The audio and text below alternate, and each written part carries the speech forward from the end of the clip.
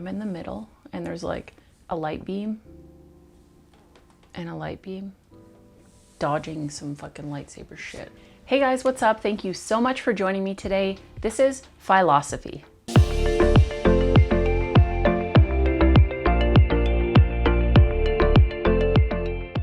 So today's video, I'm gonna be running through exactly what I spent in 2021. My last video, I did a budget with me for the month and went through my monthly expenses living in Calgary, Alberta. But I did want to go through my exact spending for 2021 because doing this exercise, I had some kind of shocking results. Some things that I spent a lot more on than I thought, and a lot of things that I spent way less on than I thought. So let's go ahead, jump into the numbers. The total that I ended up spending in 2021 was $60,439.15. Of course, that amount was not fully out of pocket, and I did get those figures from my spreadsheet. I keep a spreadsheet on Google Docs where I put every single expense that I have. Anytime I buy something or have a regular monthly expense, it goes into this spreadsheet. So I was able to just add up the entire thing to get this total. Once I deduct the rent that I get from my spouse and my mom, the total that I actually spent out of pocket in 2021 was $36,452.87. My average spend per month over the year was over $5,000. I'm going to go through the top 5 items that I spent on in 2021, and that'll be followed by everything else, not necessarily in any kind of order, but I did want to focus on the top 5 items where I spent the most money. So of course, the most expensive thing on this list, or the item that I spent the most money on, was housing. In the housing category, I included my mortgages, condo fees, property tax, as well as home insurance. The total for this category was $21,357.57. This really made me look back and think about how much money I had spent in rent in the past, because my rent in previous years was just about $1,300, and none of that went back to any kind of equity or anything. So it kind of made me really think about the past probably 6 years that I spent renting in Calgary, that I kind of just threw that money away. You know, renting is not always worse than owning, but in my case, I probably could have bought a few years ago and put a lot of that housing cost money back into my pocket, so to speak, by just building the equity up in a property. Second biggest thing I spent on in 2021 was renovations and furnishings, and that total came to $6,875.28.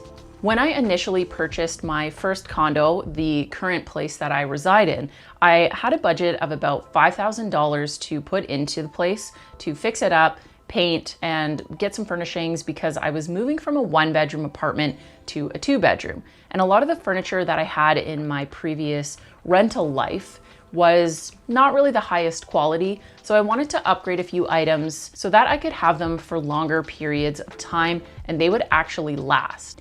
The third biggest item that I spent on in 2021 was travel, and I had spent $6,345.93. This does include a lot of split expenses with my spouse, so keep that in mind. We did end up going on about 5 different trips. I think that this is pretty good for just over $3,000 each. The fourth biggest expense item that I had in 2021 was actually not really a category.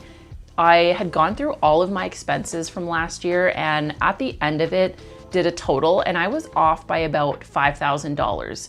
So there were items in that list that weren't necessarily categorized that I kind of skipped over. So I put these expenses into just their own section called miscellaneous spending, and that was over $5,300. So I don't really know where that money went, which I kind of see as an issue. I think a lot of it was random purchases here and there throughout the year.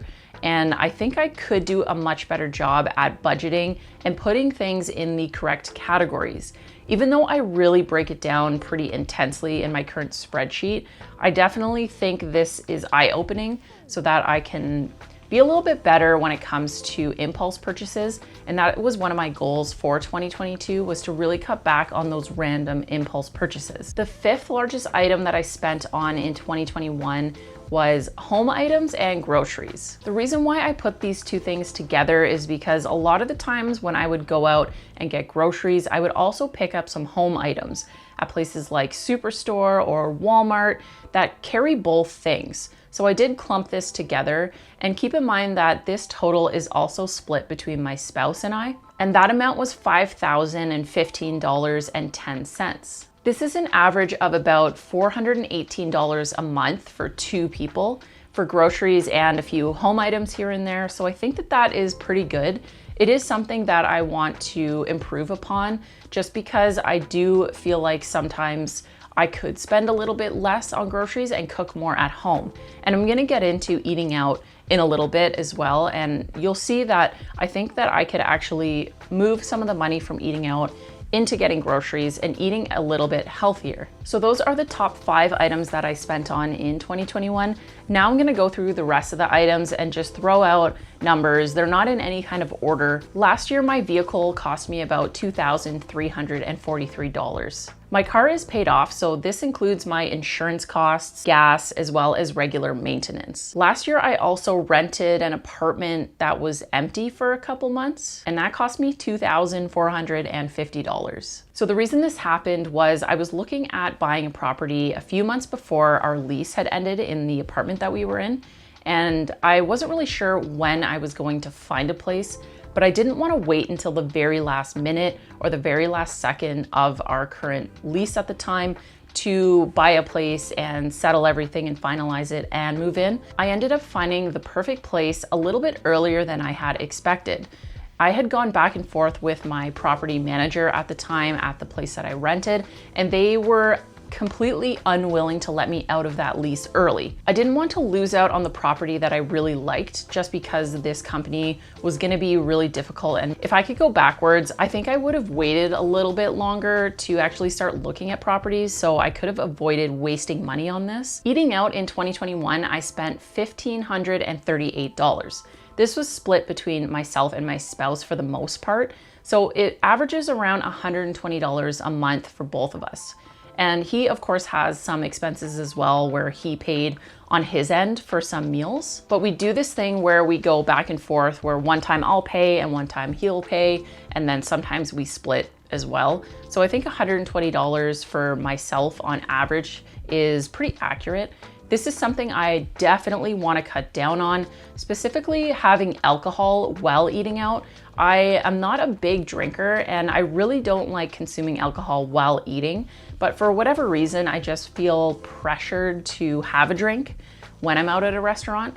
And I think I really want to just cut that completely out in 2022. I want to cut down on eating out just in general as well, for health reasons and also for wallet reasons, because I think a lot of that money can go to better things. There are definitely things that I want to increase spending on, and eating out isn't necessarily one of them. I do really enjoy eating out when I'm traveling, and I don't actually include that in this amount. So any eating out that I did while traveling is actually included in my travel expenses. So this category is specific to just being at home, ordering takeout, or going out to a restaurant somewhere local. In 2021, I spent about $1,000 on my helicopter school. If you guys don't know or haven't seen my other videos, I was planning on becoming a helicopter pilot this year, and I had taken an introductory flight. I'd also gotten a Category 1 medical certificate required for pilots, and then I had a $500 deposit at the school that I was going to go to. I spent $1,043 last year on phones. Half of the year I had 2 phone plans, myself and my mom's, and the rest of the year was just myself. I spent $1,200 on internet last year, and same as the phones, for half of the year that was 2 plans. If you don't know, internet and also phone plans, data is extremely expensive in Canada. So if these numbers are kind of shocking to you, just keep in mind that is why. Last year, I spent about $935 on gifts. This included Christmas, birthdays, any kind of special events, and I thought that that was a pretty good amount. My cat, Goofy, cost me $986 last year. $405 of that was one vet visit. Owning a pet can be very expensive, and my cat has some dietary issues, so she has extremely expensive food. Random shopping came out to about $1,800, and this is a separate category from the one I mentioned earlier that was under just miscellaneous, and that amount was $5,000. This category for the $1,800 amount is more like going to places like Winners and buying clothing, going to Dollarama, buying some items here and there. Anything that didn't fall into another specific category. I do have a separate category for some clothing, but this was more just random impulse buys. So this is another big expense that I definitely want to cut down on.